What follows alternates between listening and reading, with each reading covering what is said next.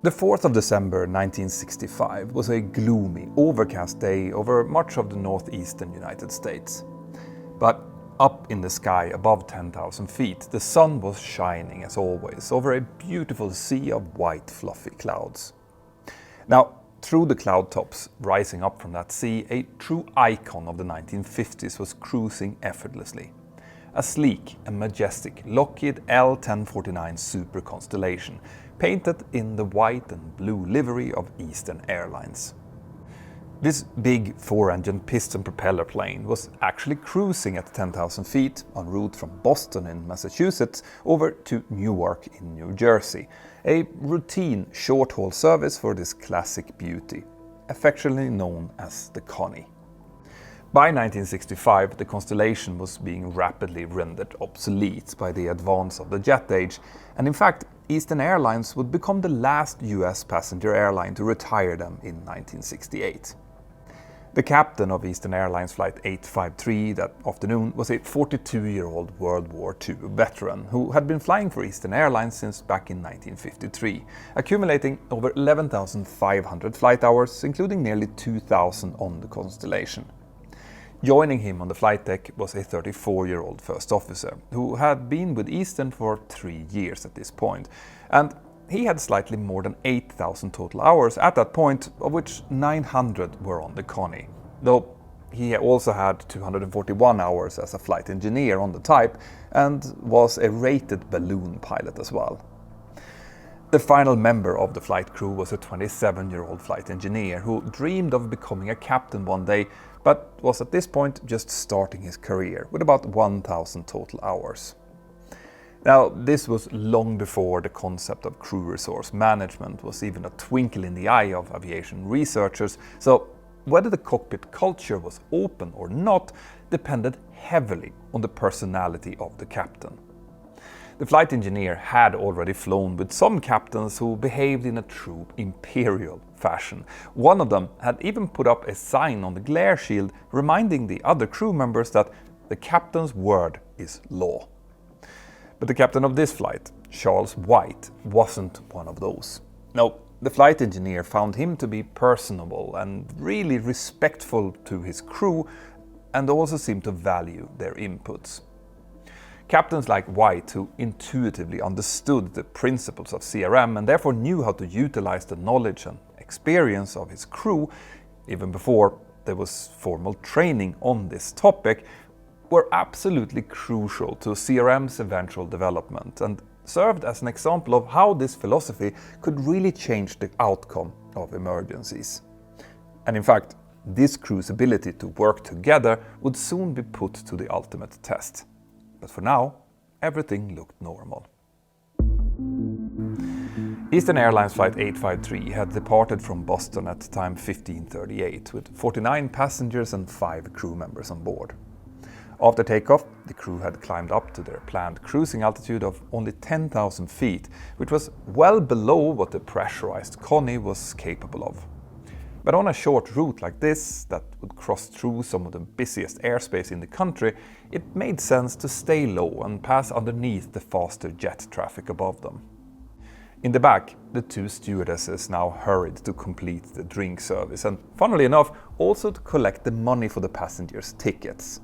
You see, on Eastern Airlines shuttle services at this point, the tickets were sold by the stewardesses and the passengers paid for them during the flight.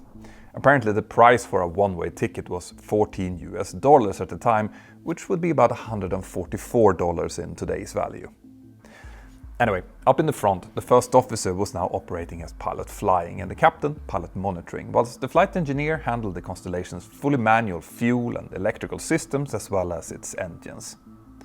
After signing off with the Boston Air Route Traffic Control Center, or ARTCC, the crew soon made contact with the corresponding ARTCC in New York at time 1610. Now, the New York controller was equipped with an early radar system that could display the horizontal position of an aircraft, but not really anything else. The only type of radar available back then was primary radar, which worked by bouncing radio signals directly off targets in the sky to measure their distance and bearing from the radar antenna. Secondary radar, which interrogates an aircraft's onboard transponder in order to display its altitude, speed, heading, identity and so on, obviously wasn't available back in 1965. And this meant that the controllers relied on pilot reports for that type of information, which they then used to provide altitude, distance and time-based separation between the flights. Now, because separation worked like that, with the simple radar display serving only to enhance situational awareness, this was not technically radar separation as we know it today. Radar separation is when the controller uses the radar to determine the position and to separate aircraft based on that information directly. Separating aircraft based on pilot reports is called procedural separation. And that follows very strict guidelines in terms of the relative estimated time to a crossing point, distance between flights and of course altitude. But underpinning both of these separation methods is the principle of visual separation, which is also called see and avoid. What that means is that there is an expectation that all pilots will still maintain vigilance, look for any other aircraft and then possibly maneuver to avoid them if needed. These three layers of separation, radar, procedural and visual, form the cornerstones of aircraft separation in all airspaces to this day.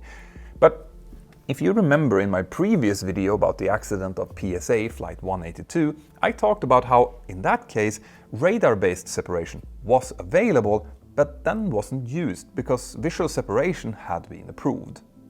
And that showed how these separation methods were not yet understood to be used as triple redundant safety nets in 1978, and therefore definitely not in 1965 either. And that's worth remembering. In any case, over in the New York ARTCC, the workload that afternoon was light to moderate, with a steady but easily manageable flow of aircraft into, out of and through the New York area. One of those aircraft was Eastern Airlines Flight 853, which was, like I mentioned, cruising at 10,000 feet on a heading of 252 degrees, and the Connie was estimating passage over the Carmel VOR in New York's Hudson Valley at time 1618. Now, the controllers had noted that Flight 853 was not the only aircraft estimated at Carmel around that time. In fact, Trans World Airlines Flight 42, a Boeing 707, was also supposed to pass the VOR at that very same time. This four-engine jet had departed San Francisco that morning and was now descending into the New York area from its cruising altitude of 37,000 feet, with 51 passengers and 7 crew members on board. And in the flight deck of that shiny 707 sat an extremely experienced crew, commanded by a 45-year-old captain with over 18,800 flying hours, as well as a 42-year-old first officer with nearly 13,000 hours, and a 41-year-old flight engineer with more than 11,700 hours. This captain had been flying for TWA since September of 1945, joining just 1 month after World War II had ended in the Pacific, suggesting that he joined the airline after serving in the military. But the final report doesn't confirm this. In any case, the flight over from California had been utterly uneventful so far, and Flight 42 was now in the process of descending down towards the newly renamed John F. Kennedy International Airport, under radar guidance from the New York ARTCC. After an initial descent clearance to 25,000 feet, they were then cleared further down to 21 and finally 11,000 feet, where the crew then leveled off for a short segment before reaching the Carmel VOR, which, like I mentioned, they expected to cross at time 1618. At this point, this crew had no idea of the huge threat that was soon about to reveal itself, but if they would have had the type of digital aids that we have today, well, then it wouldn't have come as such a surprise. Now, having said that, today's digitalization has also come at a price. For example, have you ever stopped to think about just how much digital information that we leave about ourselves out there on the web? Well, it's a lot, and most of it is, right now, being harvested by data brokers and then sold on to the highest bidder. So if you want to make sure that your data doesn't end up in the hands of irritating marketers, banks or cyber criminals, then you should do what I do and use today's sponsor, Connie. You see, Incogni hunts down these brokers on your behalf and then forces them to delete your personal information.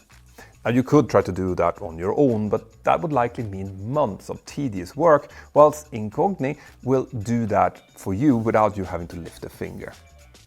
Incogni's digital army will continuously scour the internet for your information and then file individual removal requests whenever they find something. And if you should find something yourself, you can use Incogni's custom removals feature to submit the exact page to them directly, and their team will then take over and remove your data, even outside of the usual brokers list. Incogni will also continue to monitor for compliance for as long as you stay with them, and since I started using them, I've seen drastic decreases in spam, robocalls and strange emails.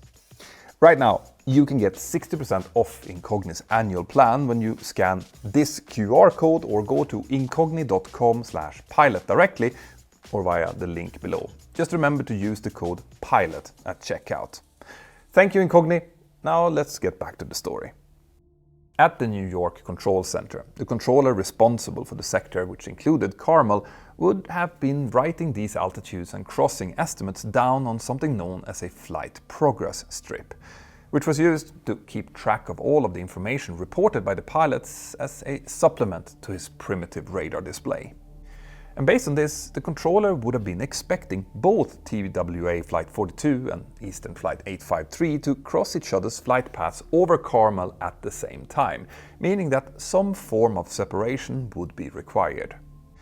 But since both of these aircraft were operating under Instrument Flight Rules, or IFR, and were currently cleared to different altitudes, the controller decided to just keep it that way, using altitude-based procedural separation. And he therefore didn't clear TWA Flight 42 to descend any lower yet, but instead to maintain 11,000 feet, while Eastern Airlines Flight 853 would remain at their cruising altitude of 10,000 feet, ensuring that the minimum required vertical separation of 1,000 feet would be maintained. Now, 1,000 feet is much greater than the largest possible altimeter error that an aircraft can have, assuming that all of the equipment is working and that the pilots have entered the correct barometric pressure. So that is still the standard minimum altitude separation between IFR flights today. Now, for this controller, this was an utterly routine action, probably with no sense of urgency or worry attached at all. In fact, he didn't even advise the crews of each other's presence, which wasn't required since the minimum separation was being maintained. And it actually isn't today either, even though some controllers might give traffic reports anyway, just out of courtesy. But remember what I said earlier about the three types of separation as redundant layers? Well, at that time, procedural and visual separation were sometimes seen as alternatives rather than complementary layers of safety. Of course, the safest outcome would obviously be achieved if all available separation methods would be used, which in this case would have also meant telling the Eastern Airlines crew something like, crossing traffic at your 2 o'clock position 11,000 feet, southbound A707. And then the opposite to be told to the TWA crew. Because you see, visual separation is vastly more effective when the pilots know where to look. So if they aren't told to expect traffic, the odds that they will actually see the other traffic is much, much lower. Under procedural separation, this information could be the difference between a near miss and a disaster if, for whatever reason, one of the aircraft would not be at their assigned altitude, either due to a misunderstanding or an improperly set altimeter, for example. Now, it still is and always has been the controller's discretion to give or not to give traffic advisories for two IFR aircraft, and on an approach to a busy airport like New York, I wouldn't really expect to receive one. These days, we pilots can also see other aircraft coming far in advance thanks to our Traffic Collision Avoidance System, or TCAS, which shows all nearby traffic on a moving map, complete with relative altitudes and distance. So receiving a traffic report from a controller today just isn't that important for collision avoidance under IFR anymore. But in the days before TCAS, the value of such a report was obviously much, much greater. And the crews of these two flights were soon about to discover why. As Flight 853 continued its cruise at 10,000 feet, they kept flying in and out of the fluffy cloud tops rising up from the overcast layer a few hundred feet below them.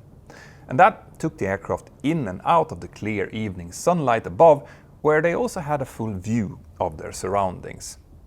Now suddenly, as they emerged from one of those clouds, out of nowhere a giant Boeing 707 appeared in their 2 o'clock position on a converging course.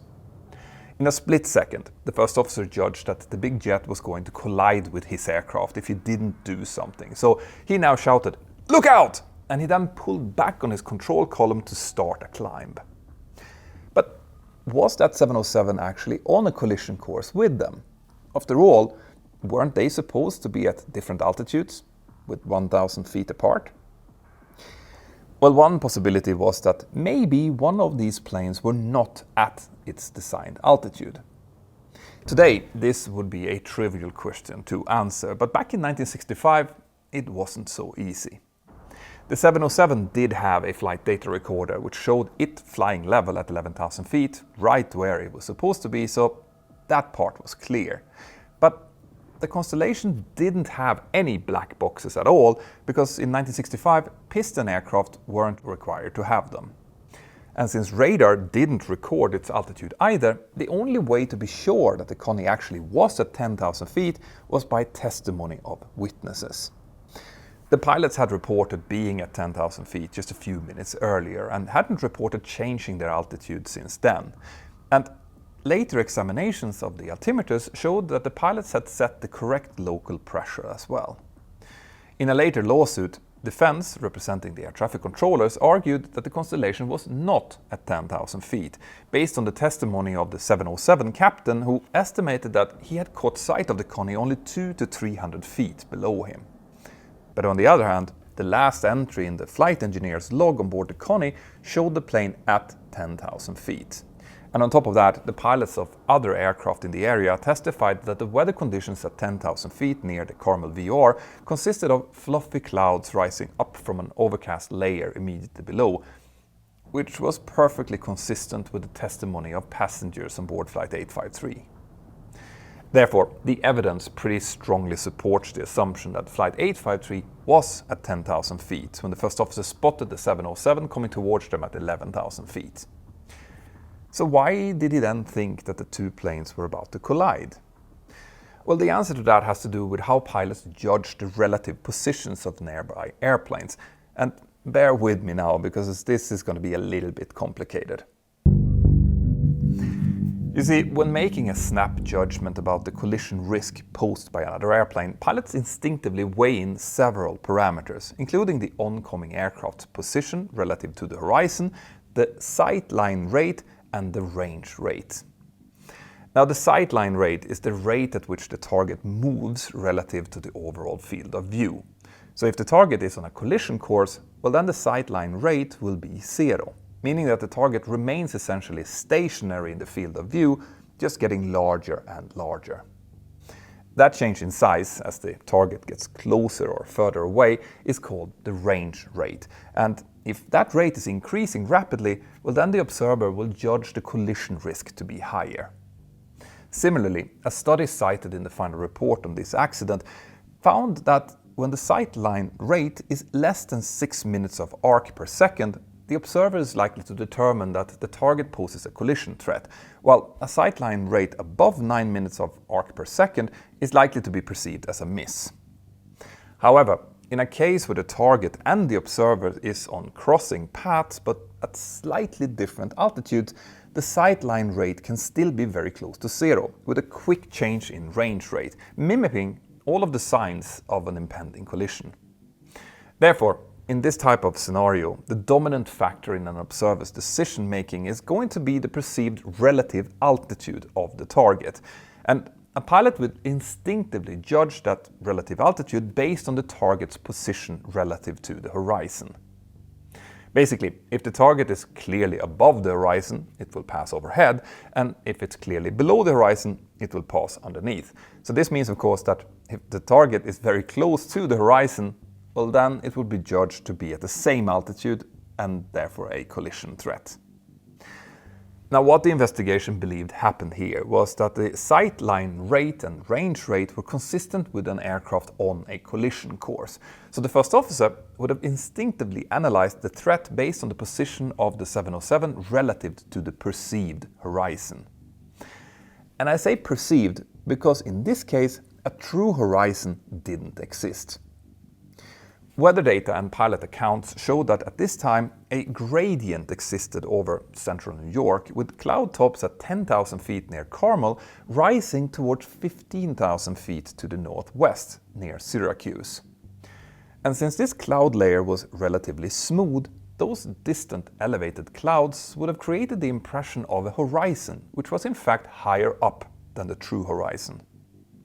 Therefore, when the first officer of Flight 853 looked toward his 2 o'clock position, he was looking northwest towards a false horizon, which also happened to align with the sight line to the oncoming 707. And as a result, he would have instinctively judged that the 707 was now at the same altitude and about to hit them. Now, if he had been told by the controller to expect a 707 at 2 o'clock and at 11,000 feet, he still might have second-guessed that reported altitude upon initially seeing it due to this optical illusion, but that extra couple of seconds required to make this evaluation would probably have been sufficient for him to realize that the 707 was actually above them and not really a threat. But because the plane now appeared without any warning and his initial impression was that it posed an immediate danger, he reacted very quickly, almost instinctively, by pulling back to climb over it. Now, it has to be said here that this is not what you should do in a case like this when you're a trained pilot. Just like with other types of optical and sensory illusions, we pilots are trained to trust our instruments and the system and only react to a collision threat if it's obvious that something is wrong. If you're on an IFR flight plan in controlled airspace and you see another plane that looks like it's on a collision course, chances are that it's you that's mistaken, not the entire system of procedural separation. So you should therefore always take a few seconds to trust, but also to verify. And if this first officer would have done that, there's no question that this accident could have been avoided. Now, of course, I also understand that the timeline here was really compressed and he perceived that he needed to act immediately. But as a professional pilot, you sometimes have to ignore your gut instinct and trust the system. Now, obviously, we don't know why this experienced first officer reacted like this. Maybe most of his experience had been under visual flight rules, where visual separation is much more important. And maybe he hadn't been adequately trained on the transition to IFR operations. We just will never really know. But what we do know, though, is that because the 707 was actually 1,000 feet above them, his knee-jerk decision to climb now created an imminent collision risk from nothing. So when these two Connie pilots now again looked up at the 707 during this maneuver, they saw that it was indeed still on a collision course, seemingly vindicating their initial decision and actually demanding an even more drastic response. Today, TCAS would clearly tell us if a collision risk exists and what evasive action is needed, so all we have to do is just follow its commands. And this means that human judgment has been totally taken out of the equation when it comes to TCAS-equipped aircraft, which both of these aircraft would be if they were operating today, by the way. But no such thing existed back in 1965, so now everything depended on the split-second reactions of these two converging flight crews.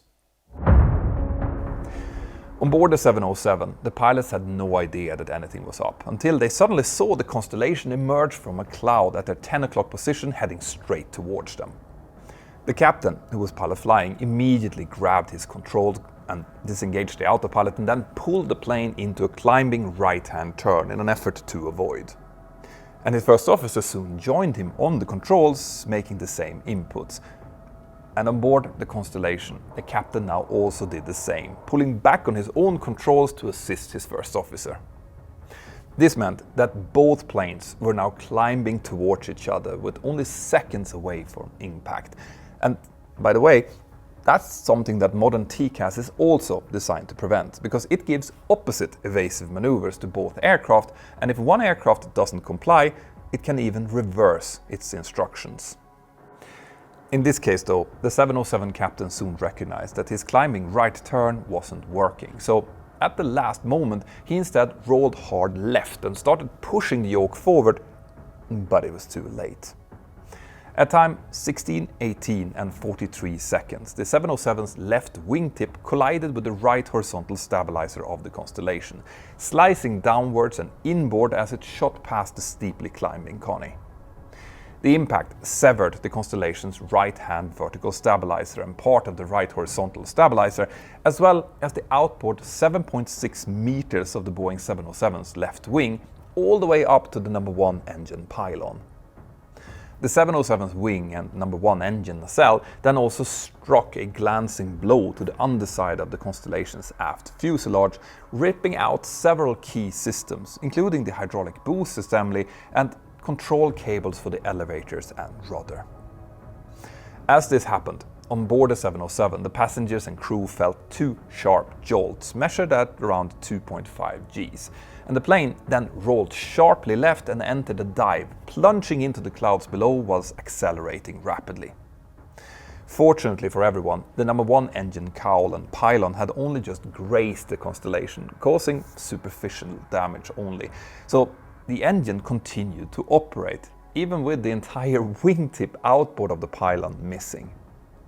Had the number 1 engine failed, the asymmetric loss of lift and thrust on the left side might have prevented the pilots from ever recovering. But with all 4 engines and the flight controls still intact, they were soon able to overcome the damage, level the wings off and finally get out of the dive. The 707 pilots then declared an emergency and conducted a damage assessment while receiving direct vectors towards JFK. Apparently, they then didn't get a safe gear indication when they tried to extend it, so they first overflew the airfield at low altitude while the controller verified that the landing gear was down or not, and then after the controller confirmed that it was indeed down, the pilots lined up and carried out a normal landing on runway 31 left, touching down at time 16:40, about 22 minutes after the collision. Emergency crews responded quickly, but soon found that none of the 58 occupants on board were injured. And that was largely thanks to the flight crew's careful flying, as well as a massive dose of luck. But unknown to the TWA pilots, the crew of Eastern Airlines Flight 853 was now engaged in a titanic battle for survival.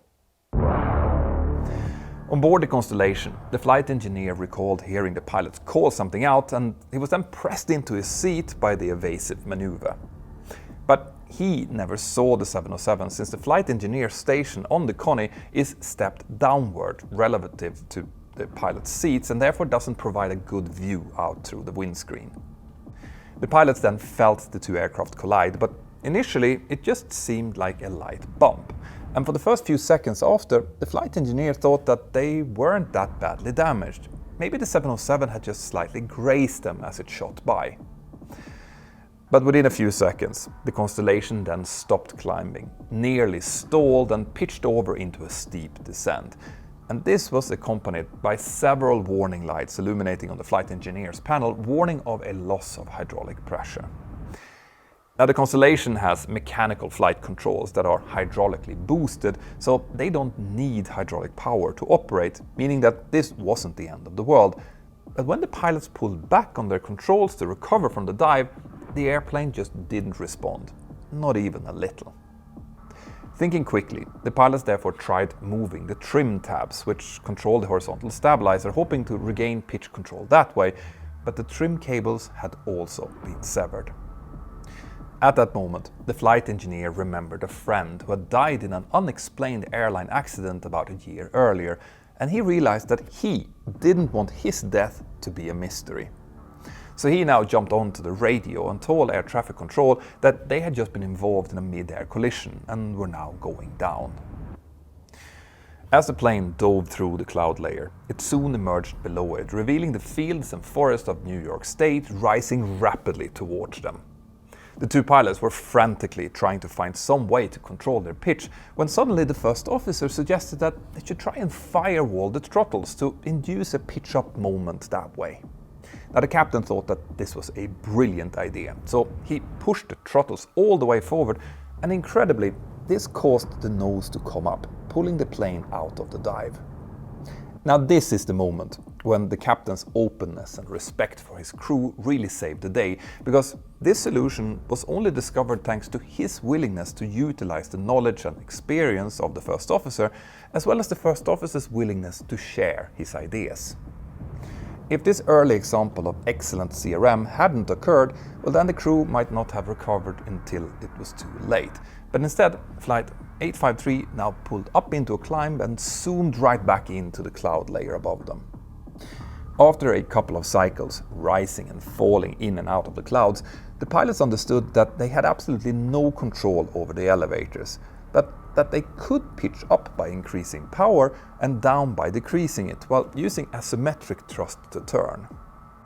They also soon discovered that the thrust settings required in order to maintain a stable roll and pitch would permit an airspeed of only 125 to 140 knots, which was too low to maintain their altitude.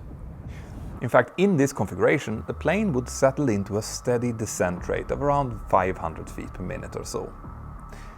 So, embarking on a wide right-hand turn, the pilots soon spotted Danbury Municipal Airport in Danbury, Connecticut, but they were unable to maneuver for an approach and instead ended up overflying the airport at between 2,000 to 3,000 feet.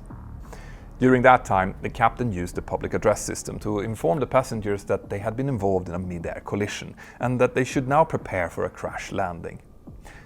Upon hearing that, many of the passengers panicked and tried to move to the rear of the plane, which was properly imagined to be a safer place to be in a crash, but which in reality is a very, very bad idea.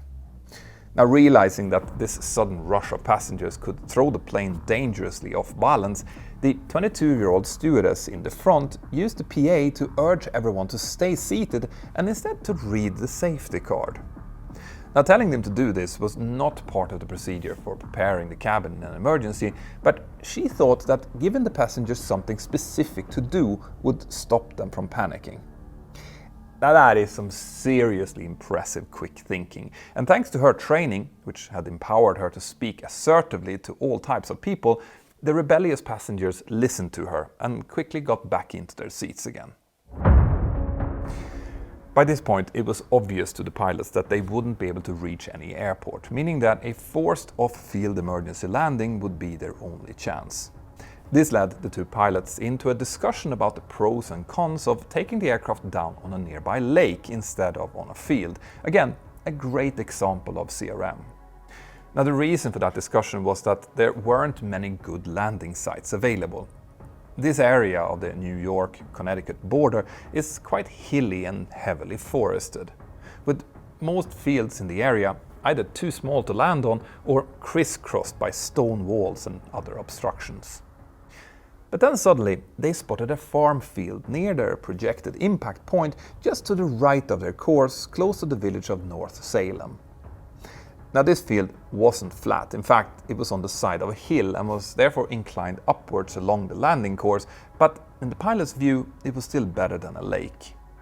So the captain now addressed the passengers again, informing them that the plane was definitely out of control and would make a crash landing. And he then instructed them to fasten their seatbelts tightly and also to remove all sharp objects from their pockets. After this, he used asymmetric thrust to start maneuvering the aircraft in line with the field, coming in hot and steep. And for some reason, the landing gear was never extended.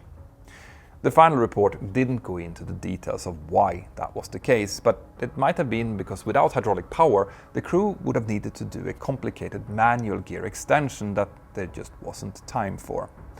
But my guess is that it wasn't done because any significant change in the aircraft configuration could potentially cause them to lose what little pitch control that they had. In any case, there was no time left to worry about that now. As the field rose up before him, the captain made one last address to the passengers, urging them to brace for impact. He then briefly pushed the throttles forward to induce a last nose-up moment for the landing flare. Now, if he hadn't timed that perfectly, the airplane would have plowed nose first into the steeply inclining field. But this application of power now just raised the pitch enough to ease the plane towards the hillside, preventing an initial catastrophic impact. The Constellation now narrowly cleared a farmhouse as it descended, sending 2 young boys scrambling out of the way. It then struck a tree with its left wing at a height of 46 feet, and after that it continued forward until the left wing hit a second tree, which finally severed it clean off. This impact breached the fuel tanks and ignited a fireball as the rest of the fuselage finally hit the ground and started sliding uphill. The final impact force broke the cabin into 3 sections, which spun around almost 180 degrees as the plane finally slid to a stop, coming to rest facing back from the way that it had come. Now, despite the severe damage to the airplane, the impact forces had been light enough that almost all of the seats had remained attached to the floor instead of collapsing like an accordion. The only exception to that was seat row 14CDE, which had been thrown out through a gap in the fuselage, but had then come to a rest in the field outside with its sole occupant largely unharmed. Inside the cabin, the other 53 passengers and crew had all miraculously survived the crash, but this ordeal was still far from over. You see, as soon as the aircraft had come to a stop, a violent fire erupted on the left side, sending smoke pouring into the aisles. The passengers immediately started following the shouts of the cabin crew, fleeing through breaks in the fuselage as well as the emergency exits, pursued by the choking black smoke. The flight engineer came to his senses outside of the airplane, where he must have been helped by someone, probably the captain, and the first officer was also there, injured but alive. But like the ship captains of yore, Captain Charles White was not going to abandon his plane while passengers under his care were still fighting to escape. According to survivors' testimony, in an act of great heroism, White now climbed back into the burning plane in order to try and save anyone that was still in there. In the forward fuselage, he and another passenger, or possibly a firefighter, attempted to free a young man whose seatbelt, an antiquated friction lock type, had become stuck during the crash.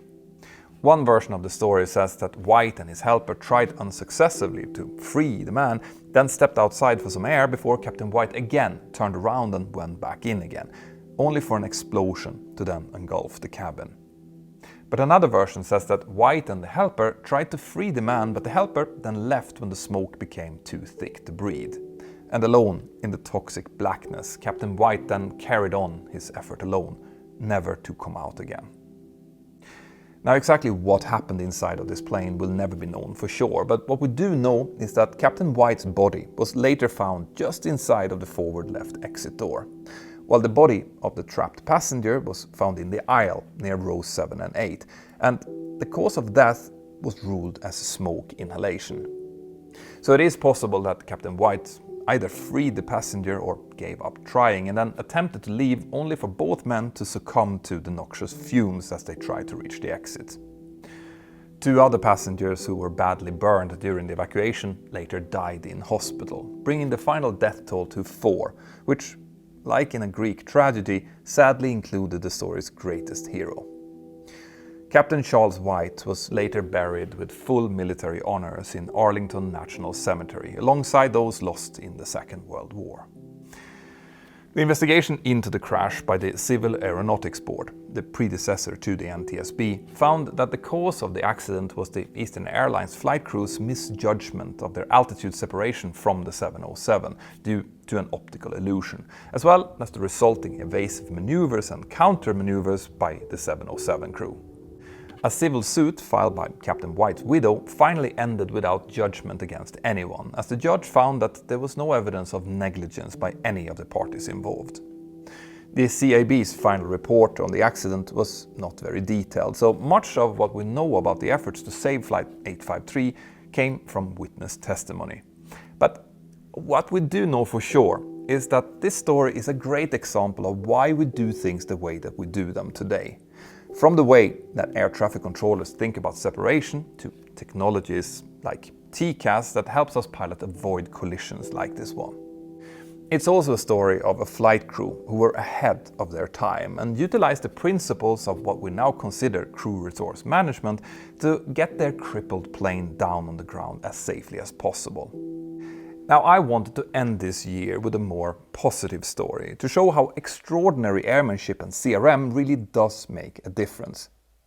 The whole point of this channel is to explain the unexplainable to those who need to hear it, and hopefully to also make aviation a little bit safer by inspiring knowledge and good attitudes in the coming generation of aviators. Now, you can take part in that mission and join our Patreon crew by scanning this QR code or by going to patreon.com/join/mentorpilot through the link here below. We now have close to 15 people working full-time on this project, and our Patreons, sponsors and everyone who buys from our merch shop really helps to pay those salaries. My name is Peter Hörnfeldt, and from the bottom of my heart, thank you, and I wish you all a fantastic new year. Bye-bye.